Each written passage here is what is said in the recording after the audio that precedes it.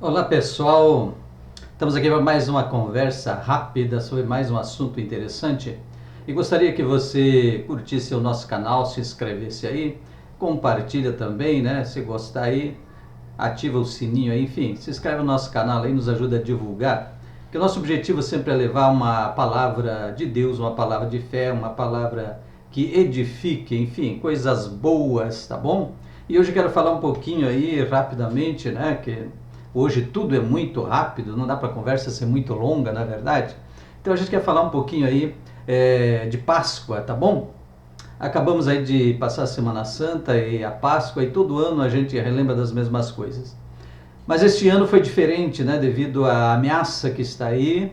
Enfim, a gente teve uma Páscoa com menos chocolate, menos coelho, menos doce, né? E um pouco mais de gente orando e voltando para Deus, clamando pela nação, pelo povo e contra essa crise toda que está aí. Não apenas a ameaça do vírus, mas também da crise financeira, empregos, enfim, esse problema todo. Então foi uma Páscoa sem dúvida diferente. Mas eu quero falar um pouquinho. Você sabe qual é a origem da Páscoa? Nós encontramos primeiramente lá em Êxodo capítulo 12, onde trata da libertação do povo judeu da escravidão do Egito. Sabe que esse povo, essa nação cresceu, nasceu, né, e se desenvolveu num grande povo como escravo no Egito.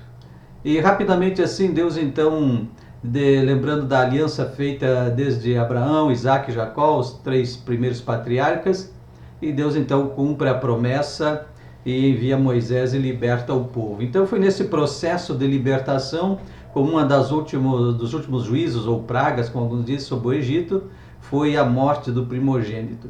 E lá então Deus ordenou que eles sacrificassem um cordeiro, passasse o sangue nas portas, nos umbrais e nas vergas da porta, e também comesse aquele cordeiro assado à noite, né, numa ceia à noite, então, com ervas amargas e pães asmos ou pão sem fermento.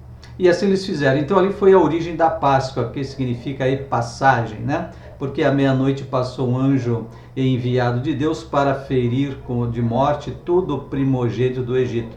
E aonde houvesse o sinal do sangue, então ali seria poupado. Então aí foi a origem da Páscoa, aí que tudo começou assim, resumidamente, tá bom? Você vai encontrar isso ao longo da palavra. Lá em melhor dizendo, em Levíticos capítulo 23, a gente encontra lá as muitas festas ou comemorações que os judeus tinham. Eram 7 festas anuais que eles tinham, né? Sendo as 3 principais, a Páscoa, os pães asmos e as primícias. As demais eram normalmente juntos ou na sequência com essas aí, certo? Era Pentecostes, trombeta, expiação e tabernáculos.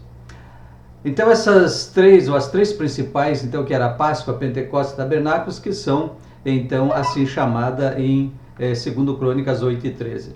Israel sempre comemorou a Páscoa em momentos especiais, em momentos às vezes de dificuldade. Sabe que a nação de Israel, e como hoje o povo não é diferente, vive muito altos e baixos, né? Às vezes estão todos voltados para Deus, de repente cai, Deus permite algum tipo de juízo, de castigo, enfim, as pessoas sofrem a consequência dos seus erros, se voltam e buscam a Deus, Deus estende a mão e socorre, então muitos altos e baixos. Então Israel passou por muitos desses momentos. Na história de Israel a gente encontra isso na história bíblica, pelo menos, né? Então lá, por exemplo, em 2 Crônicas, capítulo 30, verso 1 a 20, o rei Ezequias comemorou a Páscoa após a restauração do culto e da purificação do templo, visto que seu pai, Acás, que havia sido o rei antes dele, é lógico, foi um mau rei que se voltou para a idolatria e levou a nação toda a adorar outros deuses, enfim. Então aí passou por um momento difícil. Ezequias, que assumiu o reinado, então opera uma reforma, uma restauração do culto e restabelece os sacerdócios de novo. Então aí diz assim, e comemorou a Páscoa, né? Instituiu e ordenou a comemoração da Páscoa, tamanha era a importância. Em 2 Reis 23 e 21, também o rei Josias, lembrando que o rei Josias era filho de Manassés, que era filho de Ezequias. Então aí Manassés também foi um rei mau, que também se voltou para a idolatria, se voltou para o pecado e houve mais uma queda. Aí Josias, quando reina e começa então um processo de reavivamento, de restauração, eles encontram o livro da lei que estava perdido, esquecido, e a ordem do rei foi celebrar a Páscoa, certo? Então esta era a importância, porque a Páscoa então era aquela aliança, aquele memorial que devia ser feito todo ano para lembrar do resgate da tirada do Egito, certo? Já vamos chegar ao que isso tem a ver com a gente, tá certo? Por exemplo, Êxodo capítulo 6, verso 19, também o povo judeu, após retornar da escravidão ou do chamado cativeiro babilônico, quando por 70 anos ficaram escravos, então aí reedificaram a cidade, reedificaram o templo, e a ordem de novo dos líderes foi logo de imediato comemorar a Páscoa, né? Então a Páscoa sempre fez parte do culto judeu. A Bíblia de Jesus era judeu, então durante a estadia dele na terra ele também viveu conforme a lei e cumpriu e celebrou a Páscoa, né? Está registrado nos evangelhos. Jesus nasceu, viveu e morreu segundo a lei, cumpriu toda a justa exigência da lei contra o pecado, conforme está em 1 Coríntios 15, verso 3 a 4. Alguma simbologia profética da Páscoa que é interessante. Por exemplo, fermento fala da maldade e da malícia, certo? Corrupção do pecado. O cordeiro assado é o substituto. Já em Gênesis 22 tem a história de Abraão e Isaac, quando Deus pediu Isaac em sacrifício, e Abraão estava disposto a fazer isso, mas um anjo bradou do céu e impediu que ele fizesse tal coisa, e mostrou para ele um cordeiro que estava lá no monte Moriá, preparado para o sacrifício, foi o substituto no lugar de Isaac, já é um símbolo profético, tá bom? Do Cordeiro de Deus no latim, Agnus Dei, é uma expressão utilizada no cristianismo para referir-se a Jesus Cristo, o Cordeiro de Deus. Cordeiro é um filhote de ovelha de até 1 ano, então aquele que ainda não reproduziu, certo? Até 1 ano de idade, então o cordeiro puro, o cordeiro é esse filhote. O carneiro já é o animal adulto, acima de 1 ano, já em tempo de reprodução. Os pães ázimos fala de sinceridade e verdade, tá bom? 1 Timóteo capítulo 3, verso 15, Paulo escrevendo disse: mas se tardar para que saibais como convém andar na casa de Deus, que é a igreja do Deus vivo, a coluna e a firmeza da verdade, certo? Então, coluna e firmeza da verdade é a igreja. Então, os pães ázimos apontavam para essa verdade. As ervas amargas eram a lembrança do tempo da escravidão no Egito, então para eles não esquecerem. Então a Páscoa era esse memorial para esse assunto.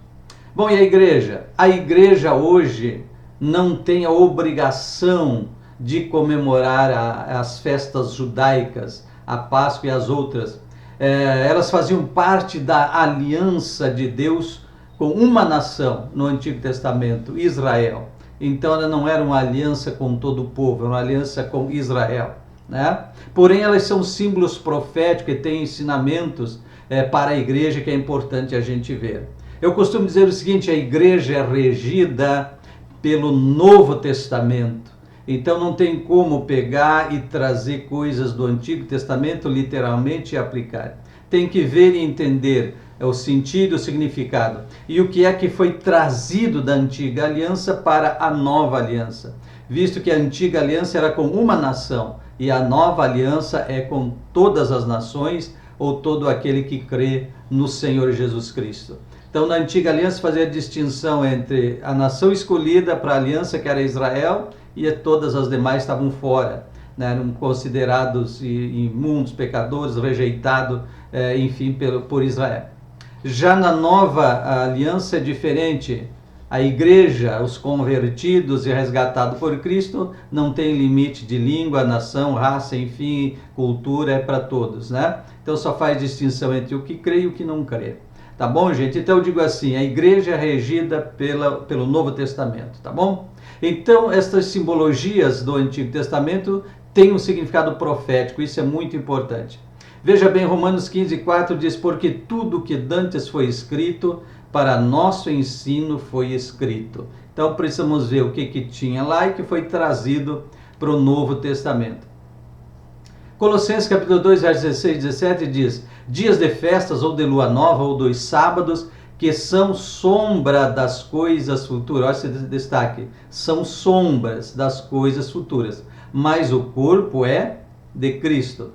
Então aquelas festas e comemorações do Antigo Testamento são sombras, não é a imagem exata, são simbologias proféticas de uma realidade que hoje vivemos. Hebreus capítulo 10, verso 1 diz: porque a lei, tendo a sombra dos bens futuros e não a imagem exata das coisas. Então veja bem o que o escritor aos Hebreus, que não se tem certeza de quem foi, se foi Paulo ou um outro, mas era alguém que com certeza tinha muito conhecimento dos ritos, da lei e dos costumes e tradições judaicas. Por tudo que se escreve nessa carta, entende que é alguém muito familiarizado, que compreendia muito bem essa situação. E ele diz no capítulo 10, verso 1, porque a lei, tendo a sombra dos bens futuros e não a imagem exata das coisas. Então diz, eram sombras, que se repete aí, tá bom? O fim dos símbolos do Antigo Testamento e o cumprimento disto no Novo Testamento. Vamos lá. Lucas capítulo 16 e 16, o Senhor disse assim: a lei e os profetas duraram até João. Desde então é anunciado o reino de Deus, tá bom? Bom, tem mais coisa aqui para frente, que já vou citar, porque muita gente procura alguns segmentos aí cristão, não são lá bem cristão, enfim, tende a dar uma explicação mirabolante para isso aqui, para querer dizer que não, mas foi o próprio Jesus que disse: a lei e os profetas duraram até João. Então é anunciado agora o reino de Deus, aonde? Em Jesus Cristo, e não mais na lei da circuncisão e dos sábados e das coisas antigas, das festas, enfim, daquelas festas do Antigo Testamento, comemorações judaicas. Então vamos para frente. Hebreus capítulo 8, por exemplo, verso 13 diz assim: dizendo, nova aliança envelheceu a primeira. Olha, a nova aliança, o Novo Testamento envelheceu a primeira. E ele diz assim, olha, o que foi tornado velho e se envelhece, perto está de acabar, né? Então, se a nova aliança envelheceu a antiga, a outra perto de acabar, tá bom? 1 Coríntios 5, versos 7 e 8, diz assim: alimpai-vos, pois, do fermento velho, tá bom?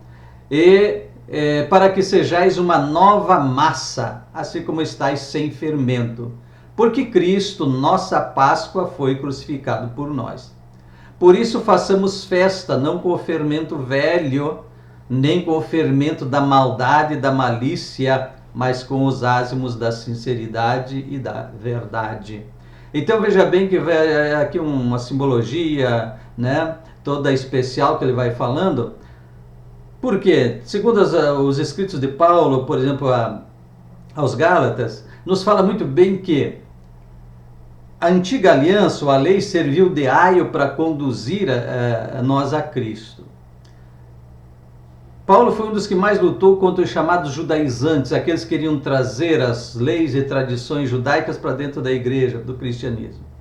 E ele lutou muito. Então, ao longo das várias cartas de Paulo, sempre vai encontrar alguma coisa nesse sentido, que ele lutou muito contra essas doutrinas, esse tipo de pessoa. Então, não faz sentido certas igrejas, denominações, segmentos de hoje, querer estar trazendo e comemorando festividades judaicas na igreja cristã de hoje. Não faz sentido, não tem base bíblica para isso, tá certo? A igreja é outra realidade. Como eu disse, as coisas do Antigo Testamento que eram restritas numa aliança com Israel, mas elas têm uma simbologia profética. E se eu estou vivendo a realidade, o cumprimento, ou as coisas já cumpridas, porque eu vou voltar atrás e viver de símbolos, se nós já estamos vivendo a realidade, tá certo? Então diz para ser assim, se limpar do fermento velho das coisas velhas, porque a lei não salva, e a lei não veio para salvar, pelo contrário. A lei, segundo os ensinos de Paulo, como eu estava falando, ela veio revelar o pecado e com o pecado dar a sentença de morte. Por isso ele clamava, dizendo, quem me salvará desse corpo, desta morte, né? Porque a lei revelou o pecado, com o pecado a morte, incluiu todos debaixo de condenação. Então, nesse sentido que ele diz aos Gálatas que ela serviu de aio para nos levar a Cristo. Então, se a lei nos condena, nós precisamos de alguém que nos justifique, alguém que nos salve. Então, aí entra uma das coisas da Páscoa que já vamos falar. Ora, estou falando aí do fim do símbolo. e a realidade no cumprimento no Novo Testamento, tá bom? Hebreus capítulo 9, por exemplo, vários versículos, aí, iniciando no verso 8, ele vai dizendo: dando nisto a entender o Espírito Santo de que ainda o caminho do santuário não estava descoberto, enquanto se conservava em pé o primeiro tabernáculo. Então, eu estou sempre falando do primeiro e do segundo, se referindo à antiga aliança, nova aliança, as coisas passadas e as coisas novas, certo? Como disse o escritor de Hebreus, alguém muito familiarizado com a situação, provavelmente seja Paulo, mas não se tem certeza. Mas vai falando da questão da antiga aliança e do tabernáculo, quando o povo ficava no pátio, e sacerdote que ministrava o sacrifício, e somente o sumo sacerdote, uma vez por ano, podia ultrapassar o véu e entrar no lugar santíssimo com o sangue do sacrifício e o fogo do incensário. Somente o sumo sacerdote podia fazer isso para interceder pelo povo e depois sair de lá e ministrar a bênção sobre o povo. Isso aí é um símbolo então de Cristo, o sumo sacerdote. Outra coisa que alguns não gostam de falar: hoje nós não precisamos desse tipo de mediador. O ministério hoje de pastor e de sacerdote é totalmente diferente, nada a ver com aqueles do Antigo Testamento. Mas tem alguém que gosta de manipular o povo e querer impor uma coisa que não existe mais, tá certo? Hoje, aonde você estiver, você pode clamar a Deus e Ele vai te ouvir. Você não precisa de um mediador. Tá bom? O nosso mediador é Jesus Cristo, esse sim, está diante do Pai. Então, tudo que nós clamar e orar em nome de Jesus, onde você estiver, Ele vai te ouvir. Você não precisa de alguém, outro homem igual você, que vai interceder por ti. Nesse sentido, certo? Porque o véu se abriu. Então, o escritor aos Hebreus diz: dando nisto a entender o Espírito Santo que ainda o caminho do santuário não estava descoberto, enquanto se conservava em pé o primeiro tabernáculo, que é uma alegoria, veja bem, para o tempo presente, em que se oferecem dons e sacrifícios que, quanto à consciência, não pode aperfeiçoar aquele que fez o serviço, constituindo somente em comida e bebida e várias oblações e justificações da carne, imposta até o tempo da corrupção.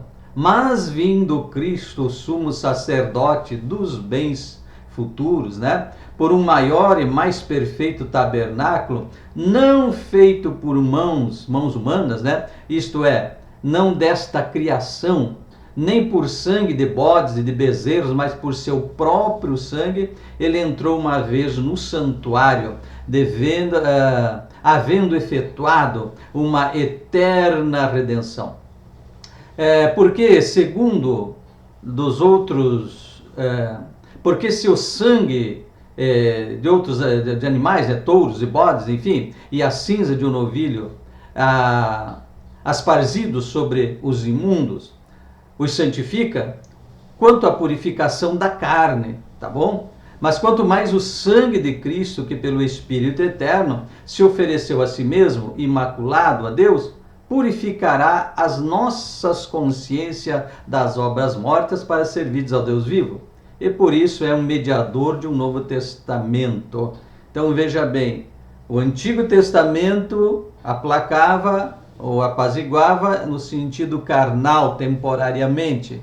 Agora Cristo veio para algo maior e sublime, que purifica o seu interior, mente, alma, sentimentos, enfim, então num sentido espiritual. Ainda em Hebreus 9:22 está escrito: e quase todas as coisas, segundo a lei, se purifica com sangue, e sem derramamento de sangue não há remissão.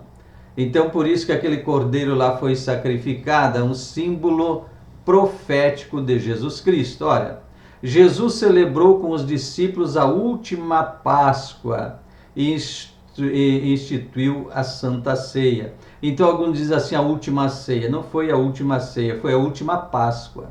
E foi a primeira ceia, tá bom? E Jesus disse que vai voltar a celebrar na eternidade com seus discípulos, foi a promessa que ele disse, Até que, quando voltasse, celebrar de novo. Então ali eu diria assim, que aquela comemoração da Páscoa era para Israel. E não tinha nada a ver com doce, com chocolate, com essas coisas, tudo coisas pagãs que entrou mais tarde. Mas a Páscoa na sua origem era cordeiro assado, já expliquei o que é o cordeiro, ervas amargas e pão sem fermento. Então essas três coisas têm a simbologia que já falei.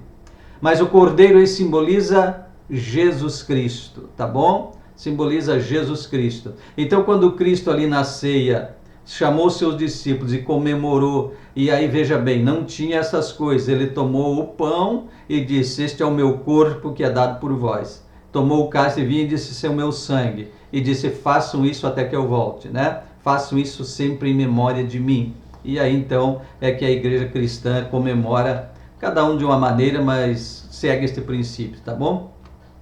As bênçãos reveladas da Páscoa. Vamos para frente aí então. As bênçãos. Qual era a bênção então revelada, profetizada e essa simbologia toda que temos falado aí?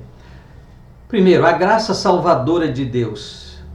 Tirando-os do Egito, tirando-os do mundo, não por méritos pessoais, precisamos entender isso, mas por uma decisão soberana de Deus. Deus tinha alianças com Abraão, tinha promessa, agiu no tempo dele, foi lá e resgatou e tirou aquele povo, sendo aquele povo pecador, enfim, que deu muito trabalho no deserto e mesmo depois.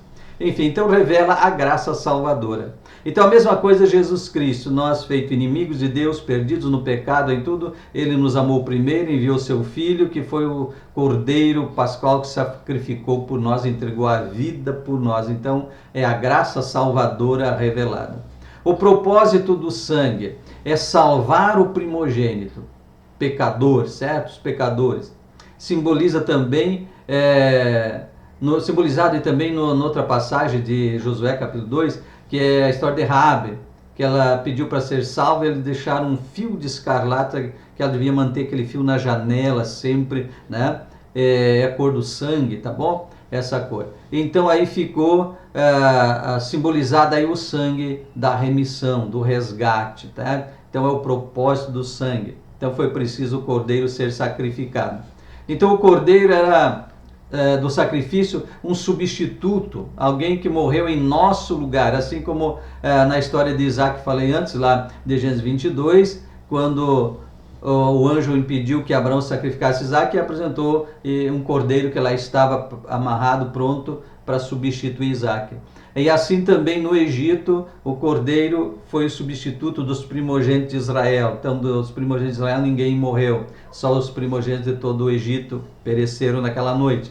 Por quê? Porque um cordeiro foi morto em lugar deles. Assim então aponta para Jesus Cristo, o Cordeiro de Deus, né? Esse cordeiro tinha que ser sem mácula, porque ele tipificava Jesus Cristo, né? Tinha que ser, como disse o cordeiro, até 1 ano de idade, um animal ainda puro, certo? E que não devia ter nenhum defeito, nenhuma doença, nenhuma mancha, nada. Então tinha que ser perfeito, porque ele simbolizava Jesus Cristo, o Cordeiro perfeito de Deus e o sacrifício perfeito. Hebreus capítulo 4, verso 15 diz: porque não temos um sumo sacerdote que não possa compadecer-se das nossas fraquezas, porém um que, como nós, em tudo foi tentado, mas sem pecado. Então alimentar-se do cordeiro também é identificar-se com ele na sua morte. Então lá no Egito eles tiveram que matar o cordeiro, assar e comer com aquelas... com o pão e com as ervas, tá certo? Então é identificar-se. Então a mesma coisa o Senhor Jesus, quando instituiu a primeira ceia com os seus discípulos e deixou a ordenança de nós realizarmos isso, era comer do pão e beber do cálice, do corpo e do sangue. Isto é, identificar-se com ele na sua morte. E fazer isso com uma certa frequência, ele não foi determinado dias ou prazo, mas entendemos que é com uma certa frequência que nos mantenha sempre esta lembrança, porque ele diz: faço isso em memória. Então não podemos esquecer, até a origem da palavra em memória significa isso, não esquecer-se, tá bom, do que ele fez. Então, alguns fazem de 30 em 30 dias, outros fazem todos os domingos, outros fazem de ano em ano, a ceia, alguns segmentos cristãos, mas o importante é que você faça num período que você nunca se esqueça do sacrifício de Cristo, que diz: em memória de mim.